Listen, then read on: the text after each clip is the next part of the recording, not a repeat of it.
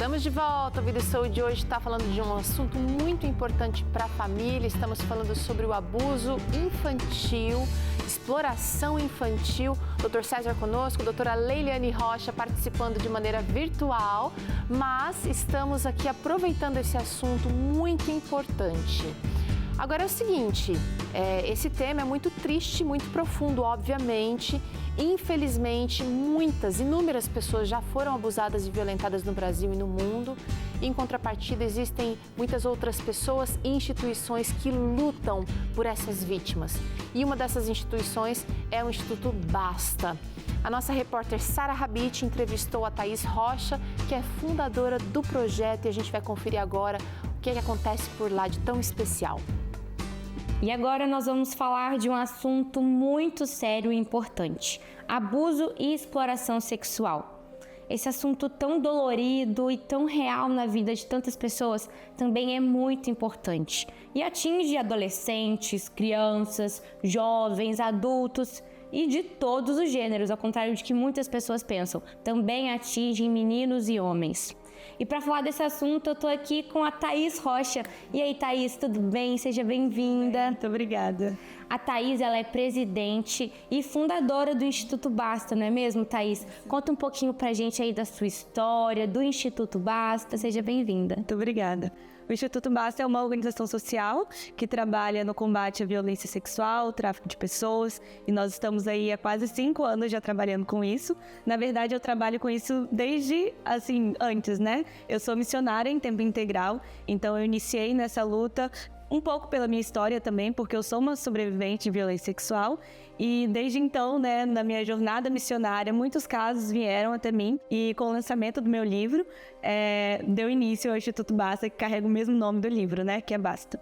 Exatamente. As pessoas muitas vezes pensam que abuso sexual tem só a ver com o ato final em si. Sim. Mas não é isso, né? Explica pro pessoal de casa. Sim. Muitas pessoas ligam a violência sexual, o abuso sexual, ao estupro, que é ali o ato. Mas nós temos outros tipos de abuso também, que é o verbal, por exemplo, né? Só através das palavras você pode, sim, traumatizar uma pessoa. Por exemplo, o visual, tem muitas pessoas que gostam de se exibir, sabe? Ou de mostrar ali pornografia, né, para as crianças, ou enfim. Então, isso também é uma forma de abuso. E tem o físico, como a gente conhece como estupro e tudo mais. Mas a maioria dos abusos, eles são progressivos. Não acontece assim, um dia alguém me forçou e aí eu identifico que é o abuso. É algo muito sutil, muito devagar. Então, até a pessoa desconfiar do que aconteceu, já se passou muito tempo, que é a realidade, né? As pessoas são violentadas na infância e quando tem 30, 40, 50, até 60, 80 anos, descobrem, ok, eu sofri abuso. Então é um problema que nós temos. Nossa, eu imagino. E isso que a Thaís falou é muito sério. Por que é sutil? Porque na maioria das vezes são pessoas próximas. Sim. São pessoas do convívio da pessoa.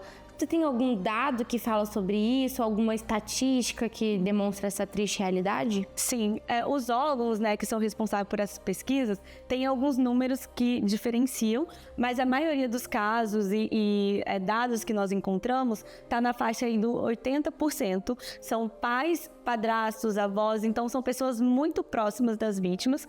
A maioria dos abusadores, os dados que nós temos são homens, mas como a gente tem muitos números subnotificados, né, pessoas não denunciam, esses números podem ser maiores e também homens que são abusados e mulheres abusadoras podem ser maiores também. Só que para homem, por exemplo, pela sociedade que nós vivemos, né, a gente normalizar muita pornografia, também a sexualização. Então o homem fala, olha, uma mulher passou a mão em mim. Normalmente a gente fala o quê? Não, como assim? Você não gostou? Sabe? E isso influencia, né, para que o abuso ele continue acontecendo. E Thaís, fala pra mim, questão da exploração sexual e do tráfico de pessoas. O que isso tem a ver aí com o abuso? Tudo é sobre pornografia, infelizmente, né? Antigamente a gente precisava acessar um site pornográfico para ter acesso à pornografia. Hoje em dia, não. Você vê uma propaganda de margarina, por exemplo, e você vê ali uma mulher nua. Então, as crianças estão tendo acesso à pornografia muito novas, né? Nós temos um dado que a média no Brasil e no mundo também de crianças que têm acesso à pornografia é de 9 anos de idade. Então, imagina uma criança tendo acesso à sexualidade, a sexo, não tem uma mentalidade ainda para entender. E a indústria pornográfica tem um objetivo nisso, tanto que tem pesquisas que a própria indústria pornográfica fala, olha, a gente quer alcançar as crianças e os adolescentes porque eles são mais fáceis de viciar, e também eu tenho um cliente eterno, né? Então tem pesquisas e dados que fala isso, e isso tem um interesse, né, com a exploração e tráfico de pessoas. Por quê? Porque existe finanças, né? Existe aí o interesse monetário, financeiro, né? O tráfico de pessoas hoje é o terceiro maior crime organizado do mundo, então só fica atrás das armas e das drogas, mas estudos já mostram que vai estar em primeiro lugar, porque é muito rentável, né? Então eu tenho um aliciador que falou assim, drogas a gente vende uma vez e pronto, acabou, né? Eu ganhei ali meu dinheiro e acabou. Agora uma mulher, uma criança, eu vendo, revendo, até ele ficar louco, ele morrer de AIDS, de alguma coisa nesse sentido. Então olha como o ser humano e as nossas crianças estão sendo levadas assim, não é só um objeto, eu posso fazer o que eu quiser, sabe? Então toda essa cultura pornográfica, tudo que a gente vê, né, no TikTok e outras redes sociais aí que as crianças estão inseridas, tem o interesse de deixar a gente assim, não, tá tudo certo, é isso mesmo, vamos dançar, vamos assistir todas essas coisas, porque quem está por trás de tudo isso tem um interesse financeiro, sabe? Então assim, não, você não importa, você é um objeto que eu posso usar e ganhar algo em troca. Infelizmente, nós estamos em segundo lugar no ranking mundial de exploração sexual infantil. Então, né, de mais de 200 países aí espalhados, nós estamos em segundo lugar. Então, isso é um dado alarmante. Assustador. Sim, nós precisamos parar mesmo, sabe? É um dado para todo mundo parar e falar, não, vamos fazer alguma coisa. Porque está em segundo lugar, a gente só perde para Tailândia, e nós estamos em quarto lugar em casamento infantil. Então, olha também que como essa cultura normaliza, né? Hoje a gente tem aí a cultura do sugar daddy, né? O número de crianças e adolescentes mandando nudes na internet aumentou de uma forma absurda. E tem um interesse realmente por trás. Não, tá tudo certo, né?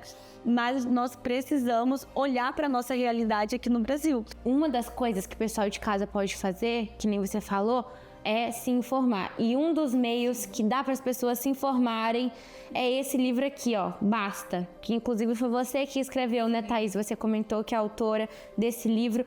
Thaís, fala pra gente onde as pessoas podem adquirir esse livro, como que uma mãe que tem um filho ali pequenininho e ficou preocupada com isso, ou tem um neto, como que esse livro vai ajudar essa mãe ou essa avó, esse pai? Então a linguagem ela é bem simples, mas você consegue ter uma ideia do que é, como acontece, os sinais, né? Como eu identifico se já estiver acontecendo e também onde procurar ajuda, tá? O livro vocês podem encontrar nas nossas redes sociais, no nosso site, em todos os lugares é Instituto Basta, e aí tem o link tanto do livro físico quanto do e-book também, e aí é muito fácil de vocês encontrarem. E Thaís, além de se tornar um abolicionista, de adquirir o livro para ajudar com recursos financeiros para o Instituto Basta, eu sei também que existem algumas dicas que os pais podem começar hoje mesmo a perceber nos filhos, os avós, os professores. Que dicas são essas? Finaliza aí pra gente, pro pessoal já anotar e ficar atento. Existem alguns sinais, né, que nós podemos identificar nas crianças. A criança que está sofrendo abuso, ela fala. Às vezes não com palavras, mas com gestos, com comportamentos, com algumas ações. Então fica atento. Se a sua criança, por exemplo, é uma criança super extrovertida e de repente ficou muito quieta, ou existe ali uma casa de um parente, de um familiar que ela não gosta de ir de jeito nenhum, né? Ou às vezes as notas caíram muito de uma forma muito repentina. Então existem diversas ações, né, que a criança ela faz. E você, como pai e mãe que conhece a sua criança, consegue identificar. A criança não gosta de beijar uma determinada pessoa, ou pelo contrário, né? A criança gosta de ficar com aquela pessoa sozinha em um canto, sabe? Com o adulto isso não é uma coisa normal, então você pode começar a identificar. Existem outras dicas, vocês podem olhar na internet, procurar um pouquinho sobre o assunto, ou até mesmo adquirir, né, o livro do Basta e ficar atento. Mas eu quero frisar aqui para os pais que não precisa ficar assim paranoico, sabe? Meu Deus, minha criança é muito quietinha, tá sofrendo abuso. porque esses sinais, né, esses sintomas podem ser também da adolescência ali, ou você mudou, né, de casa, mudou de amigos e a criança acaba também tendo esses sinais. Então, o que nós indicamos é: desconfiou? Procura uma ajuda psicológica, porque não existe aí uma receita de bolo, realmente precisa ser investigado e você, como pai, mãe, tio, avô, você consegue olhar ali e conhecer a sua criança. Exatamente, é melhor o cuidado excessivo, né, do que ficar totalmente relaxado. Thaís, muito obrigada pela sua participação, porque isso é vida e saúde, é saúde mental, saúde psicológica, espiritual, é você aí cuidando dos seus queridos, dos seus filhos, da sua família. É isso mesmo, Sarinha, obrigada pela participação aqui e a gente está vivendo em tempos aí cheios de ansiedade, depressão, muitas vezes por conta dessas situações que ocorreram no passado.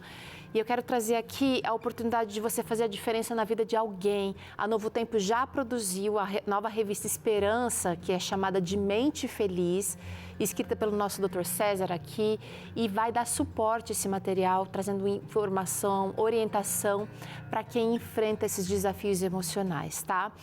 Como é que você vai fazer a diferença? Você vai participar ajudando a gente a imprimir e enviar esse material para o maior número de pessoas possível.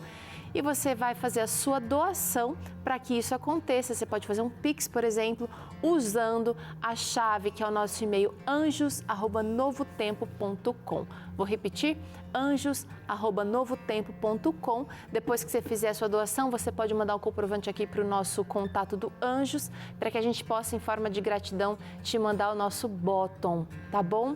O número do Anjos para você mandar o seu comprovante é 12 981 76 6630. Obrigada por você que já colaborou, que já contribuiu para que a gente possa continuar fazendo diferença, transformando vidas, tá bom? Vamos para um rápido intervalo. Na volta, Dr. César e doutora Leiliane vão responder a vários comentários e dúvidas que têm chegado aqui para a gente ao longo desse programa. Aguenta aí que a gente volta já.